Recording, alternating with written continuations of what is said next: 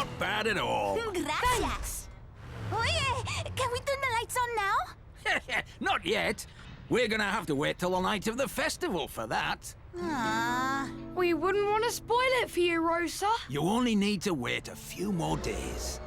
The first time I saw the lights, I was so amazed. My bumper hit the floor. Ooh, and I guess you're right.